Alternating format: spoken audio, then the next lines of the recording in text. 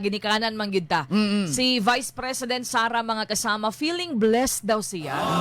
Despite sa nahitabo sa ilahang pamilya, gani iyahang gustong pasalamatan dong irin ang atong presidente. Basta-basta no. Di basta-basta, no? Unsa ni daw si ipakaruhan Kaayo ning kuandaya, buraga na ay meaning ning iyang pagpasalamat ngadto kang Presidente Bongbong Marcos sa Rajamanda Michel. Kining iyang pag-ingon nga thank you ngadto kang BBM, kumikan kay kung dili patungod kuno niya, di daw sila bagya kasama magka kuad kuno kanang balik og heart to heart og istorya sa iyang papa. So, Di basta-basta, no? Tung ironic man daw sa wala pa sa Vice Presidente, pero kinahanglan daw niya pasalamatan, magkita siguro sila, siguro ning pasalamatan si President Bongbong Marcos kay naa kunoy pagpasaylo. Doon na kunoy forgiveness. Between the father and the daughter. O sa baka ng pagpasaylo nga mo ana si Inday nga pagpasaylo ko pa kay sa Manday gahi kong ulo. Na-scam ko. Pagkukudi mo patuo na ako'y budagan pagka-presidente.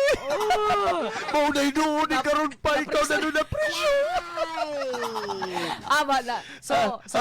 Ikaw, sa may mabasa. Ala, yun. Kaya alam magid na, ikaw pa magid ka. Bitaw, no? Alam magid na. Niya, mga magid ka kay siyempre na naman lang sitwasyon niya. Makita po nimo ang gugma sa amahan. Wa gid niya gibiyaan niya. Unconditional day. Kay bisan patuod og aminado man po di sa una pa sila diri pa sila sa Davao nga. Medyo ang ilahang pamilya dili giding anak ka kanang close ba no? Pero politically Gankon ba na no?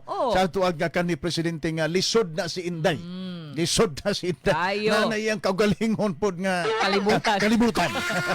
Dili gid sila dili makita ba? Pero kung politika, nagi na sila bisan pag naa sila yung mga personal nga kuan naman gid na sa pamilya. Kinsabay di magbangi-bangi sa pamilya no. Correct day. So tungod ko no ni ini nga sitwasyon karon kay pag labi na mo bisita ang atong Vice Presidente Rani Man Erin, ang ilahang ragi daw kunong mahisgutan kasagaran is ang ilahang mga pamilya. Ilang kinabuhi. Kay di man pwede maghisgot og legal nga mga butang sulod kuno sa ICC, no?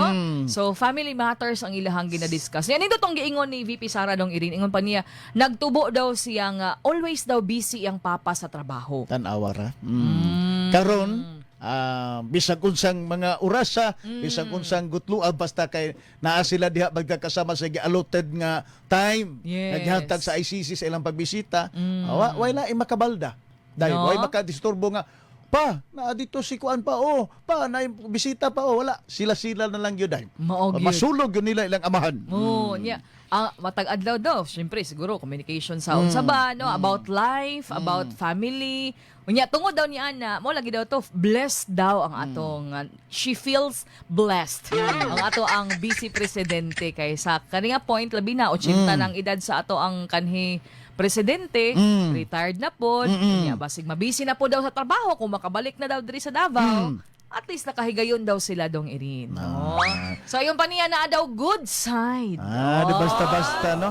Basi niya ga bugara po ka pod Mr. President kasi magunahuna na po ka kisa na po kay kung iparesto no.